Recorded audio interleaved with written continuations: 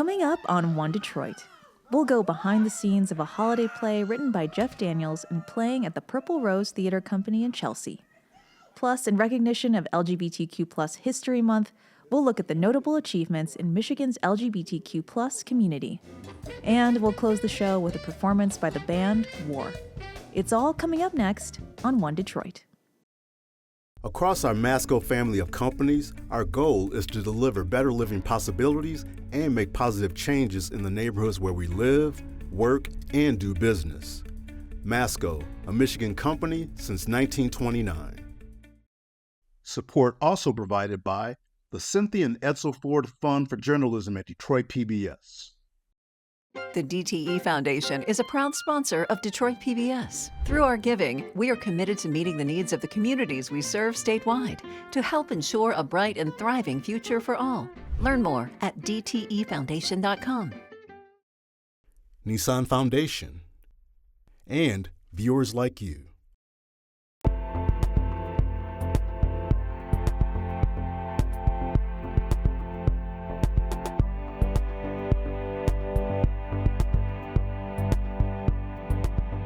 The Purple Rose Theater Company in Chelsea has opened its 35th season with a play set during the holidays. Norma and Wanda is a comedy written by Purple Rose founder, actor, and playwright Jeff Daniels. One Detroit's Chris Jordan attended a rehearsal and talked with the production's director and two of its actors.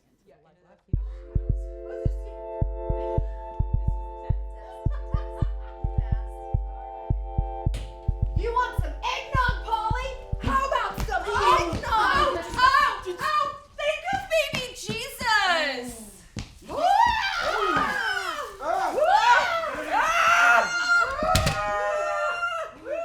Late September, the Purple Rose Theater in Chelsea. A rehearsal for Norma and Wanda, a comedy by Jeff Daniels.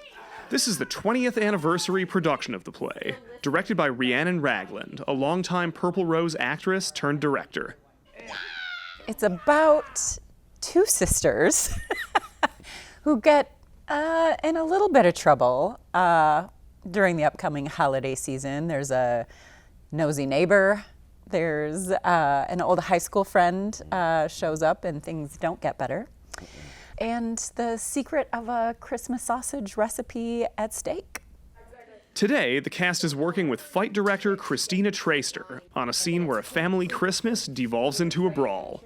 Somebody better pay me something, or Father Time is gonna spread a little Christmas cheer of his own. It is absolute chaos. Like, Jeff is brilliant with chaos. He loves chaos.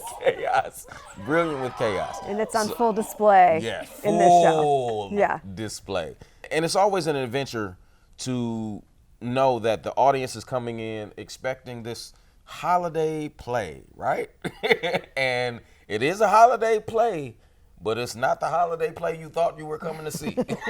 I think it's just funny. Like, it's classically funny. He really wrote like a very traditional sort of sitcom structure, but wrote it in a very dark and unlikable way in terms of a lot of the characters. And so it really tests you that you find yourself identifying with these people that you would not normally want to identify yourself with. And hilarity ensues. And it's really, really human. Maybe not the best parts of humanity that you want to see, but it's really, really human. Like, when you watch this show, when you see this show, you will be able to identify either with yourself or family members or friends. There's no way you walk out of here and you do not identify with one of these characters, at least one. I'll show you!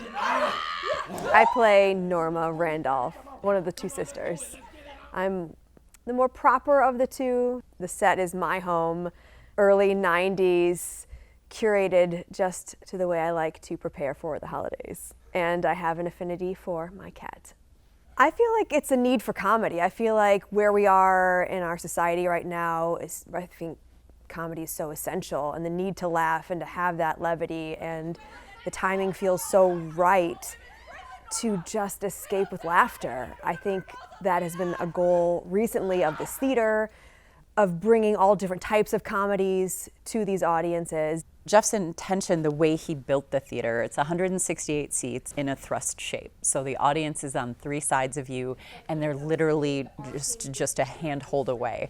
He intentionally made you sit in the room with them and wants you to feel a part of each story, that sort of fly on the wall experience. And it's a lot of listening, a lot of listening. We are listening to each other. And we are living in this world and allowing people to see into this world that we're living in.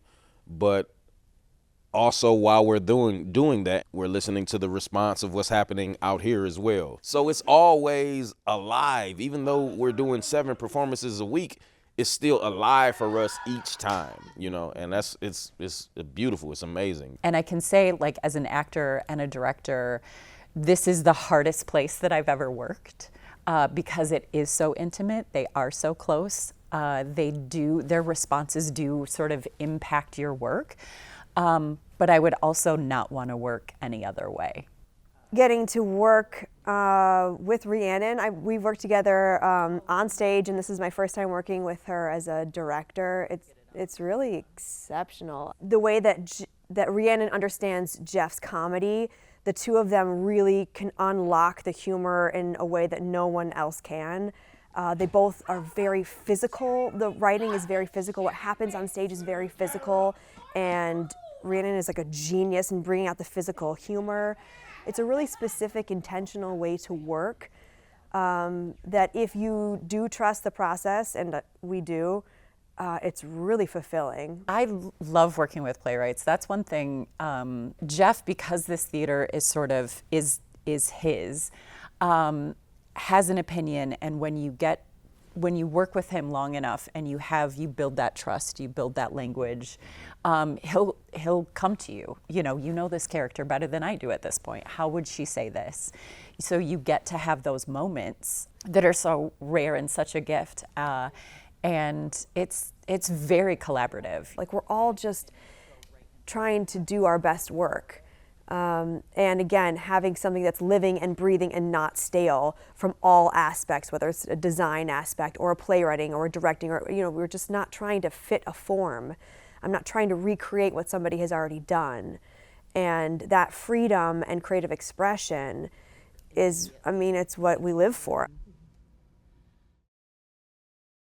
Norma and Wanda runs through December 21st at the Purple Rose Theater Company.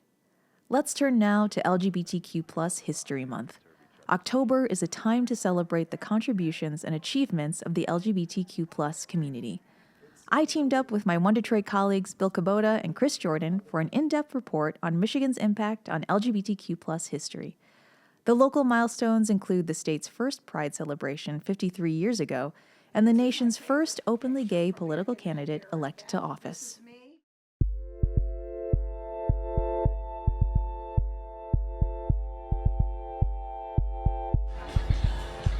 Ferndale Pride 2025. This stretch of 9 Mile Road helping kick off Pride Month in southeastern Michigan. It's one of the biggest in the state. So we've been doing this for 15 years now. We're considered one of the big 6 Pride events, and so for me that is kind of our little mark of fame. But we are one of the smallest towns of those big 6. And so now we have these opportunities to show all these people who are like you in one setting and just say, it's okay to be you today. You're gonna find someone else who's like you, and you're gonna have a really good time and embrace who you are. Jay Spiro owns a martial arts studio on 9 Mile. Ferndale Pride is outside her front door. It is just baffling to me how much we have been embraced as gay and lesbian people. That these prides are huge now. It started in New York City, 1970, with the Christopher Street Gay Liberation Day March, commemorating the time a year before when demonstrators clashed with police after a raid of the Stonewall Inn, a gay bar in Manhattan.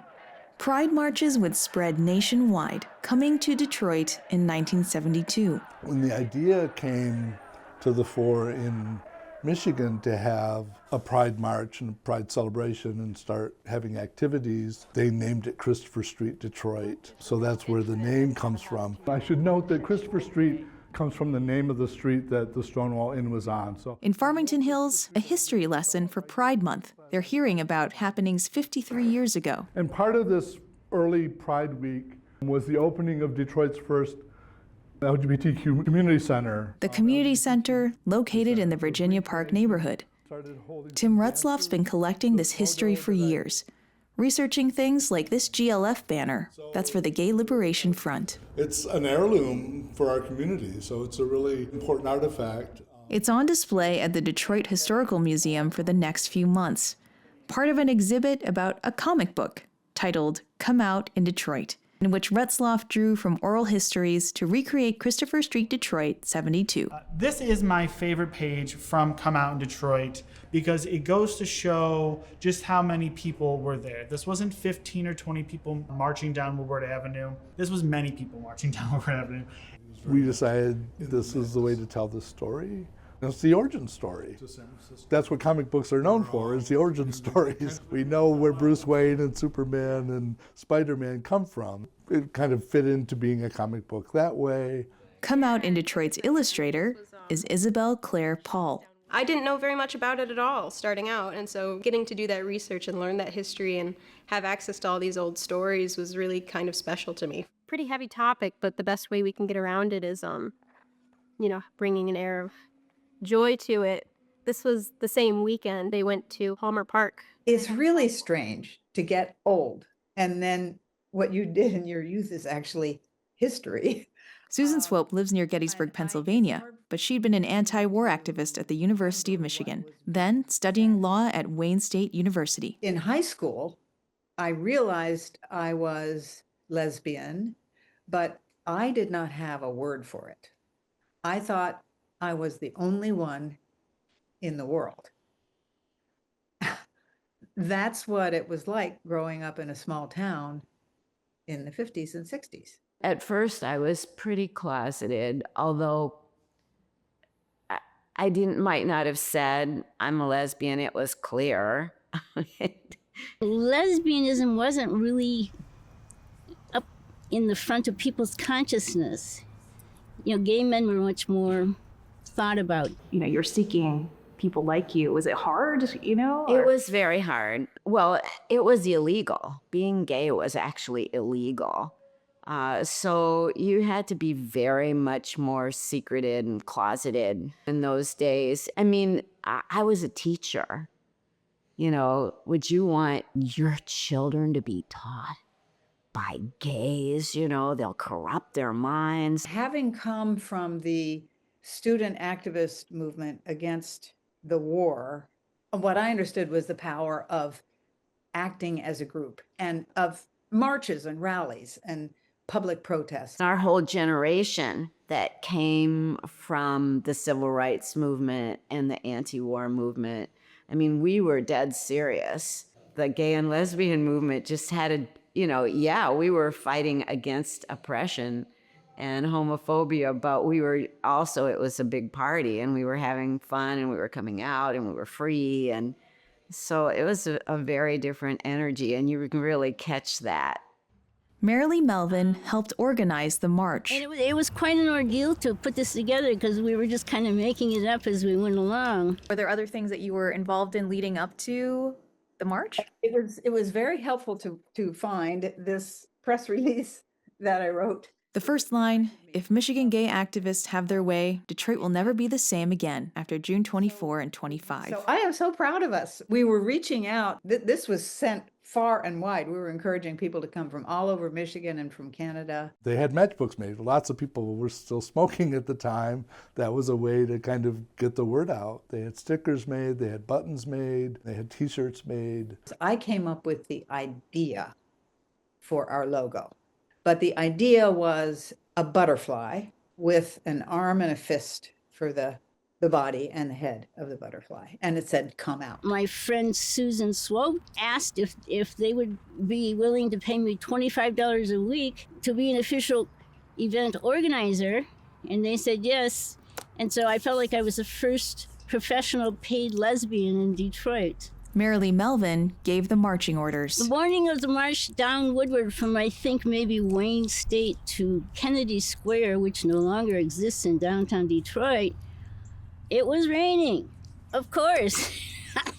Susan Swope was the one lesbian that we know spoke at it. My own personal fear was I was still married. And my husband knew I was a lesbian and we were working through that, but I hadn't come out to his parents and they lived in Detroit. And I was going to speak and the TV cameras were going to be there. But in the end, what they showed on TV was not the speeches, but the drag queens who had been sitting on the hood of a car. And when the car stopped, they slid off the front of the car. Ha ha. Christopher Street was a combination of that, you know, we're here and we're queer and we want the laws against us changed, because there were still laws against gay men in particular. For most of us, you know, we didn't fit in. So the march was a place where you could celebrate who you were. It felt good. It gave purpose to my life. I've always wanted to help people, and here I was helping my own community. Another speaker at the march, Jim Toy, an Ann Arbor resident active in Detroit. This is another great picture of Jim Toy. This is more what he looked like at the time. Toy, already an activist, was part of the Detroit Walk to Freedom March in 1963. He heard Martin Luther King give the first version of the I Have a Dream speech in Detroit. Toy was among those protesting the Vietnam War before Christopher Street. They took part in the anti-war movement rally that was held in April of 1970, and that's where Jim Toy became the first person to publicly come out as gay in Michigan. And a lot of people have asked him, did you plan to come out in that speech? And he said, well, I wasn't planning to speak and do that day, but I just decided that's what I would do, like just a few minutes beforehand. I probably said, my name is Jim Toy, I'm 40 years old, and I'm a gay man. Well, I had not thought about the press, and the Detroit Free Press and the Detroit News were there, and they published articles, and so I was out. Jim Toy died in 2022. Born in 1930 to a white mother and Chinese father, he grew up in a small town in Ohio. He married, divorced amicably, and found Detroit's gay community, traveling often from Ann Arbor with a friend. We called ourselves the Detroit Gay Liberation Movement. John and I, driving in there 2 and 3 times a week for meetings, in his car, said to each other, you know, this is ridiculous. Let's start a group in Ann Arbor. So we did. Toy's papers are held in the Bentley Historical Library at the University of Michigan, the school where he made his biggest mark, advocating for LGBTQ+ students. In 1971, Toy helped create what was called the Human Sexuality Office. They had so many people come after them, including regents. There were regents that were hell-bent on destroying that office. That office is considered the first of its kind, now known as the Spectrum Center. It's not likely that there was an office anywhere in the world that preceded ours, and we have never learned that there has been. Jim really believed in the power of institutions to change from within. And he was controversial in this way. Some of the radicals thought, you've got to tear the old institutions down. Toy kept working, receiving an honorary doctorate from the University of Michigan in 2021. No one knows how Jim didn't burn out. I mean, it was so draining what he did. He was a friend to me, a mentor, somebody who was one of my earliest supporters in running for county commission 8 years ago. Jason Morgan, an openly gay state representative, first took that office in 2022. He grew up in a small town north of Bay City, but moved to Ann Arbor. Then I found this incredible community in Ann Arbor that wasn't just okay with people being gay. They embraced it and celebrated it and really supported me as just a human being, as an individual. And I would say didn't care if I was gay, but no, they did. They cared in a really positive way. Ann Arbor led the nation, observing Gay Pride Week in 1972. And then, last but not least, in terms of the gay liberation period, Kathy Kozachenko ran as an out lesbian in Ann Arbor in 1974. Kathy Kozachenko ran for city council and won. This is my favorite picture from back in that era. This is me. The first out person to win public office in the nation. We knew that it was a first, but there's no way that I would have ever thought that I would be talking about it 50 years later. And in fact, my niece Chelsea called me one day and says, "Hey, Aunt Kath, do you realize you have a Wikipedia page?" And I'm like, "What?" So Kozachenko lives in Pittsburgh these days. When I talk about that time period, people have to remember that what I'm talking about is a very liberal isn't even the word, radical college campus. So things were different where I was than they were in the rest of the country. At U of M, she was another 60s activist fighting for better conditions for farm workers. I found an organization called the Human Rights Party that sort of articulated my passion for economic justice as well as social justice. 2 Human Rights Party candidates had already won Ann Arbor City Council seats in 1972. Jerry DeGreek and Nancy Wexler would be the first openly gay elected officials who came out after they were elected. They spearheaded the campaign for Gay Pride Week, but were leaving office as Kozachenko started her city council run. Young man, we started talking. He said, "I'm really religious." And I'm like, okay. And he says, "But God works in mysterious ways. I'm going to vote for you." And I said, "Oh, thank you." So I had that instance, and then I had another less pleasant instance, and I knocked on this door, and I talked to these 2 young women, and as I was walking away, I could sort of hear them sort of giggling. One said to the other one, that was her. Did you see her looking at you? Did you see her checking you out?" And but I really wanted to go back and knock on their door and say, it's not like that. You can't transfer the way men react to women with how lesbians relate to women and to relate to each other. But I wasn't brave enough to do that, so I just, shook it off and went on to the next door.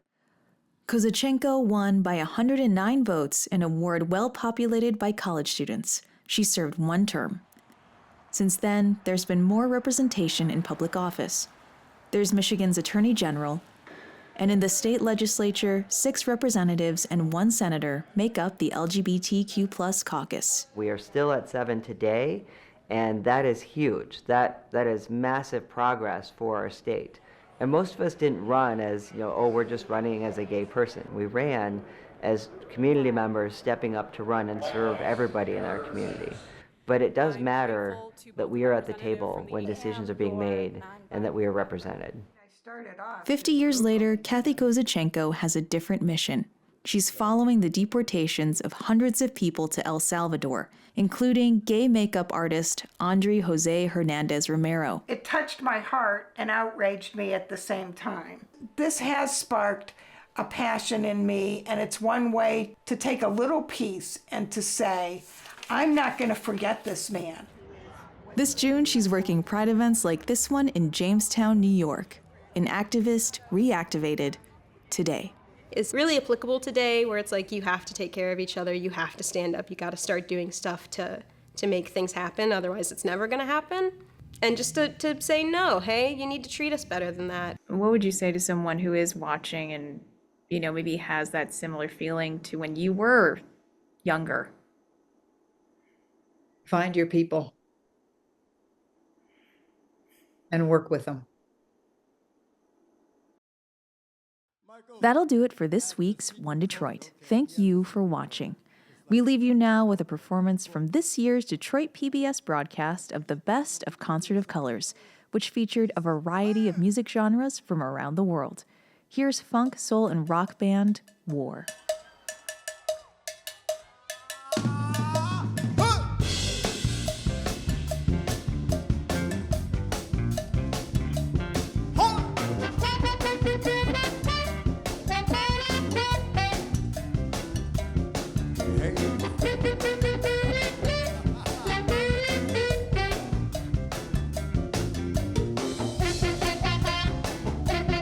Help me sing this song.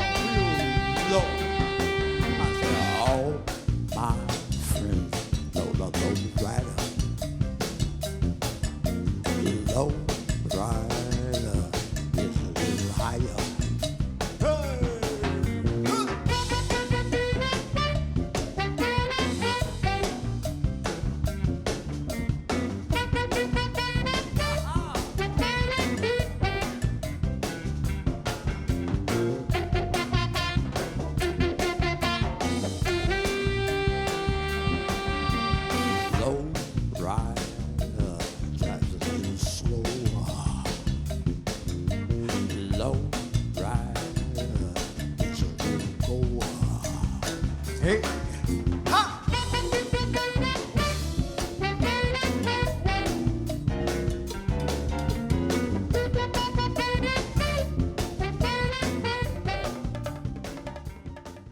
Across our Masco family of companies, our goal is to deliver better living possibilities and make positive changes in the neighborhoods where we live, work, and do business.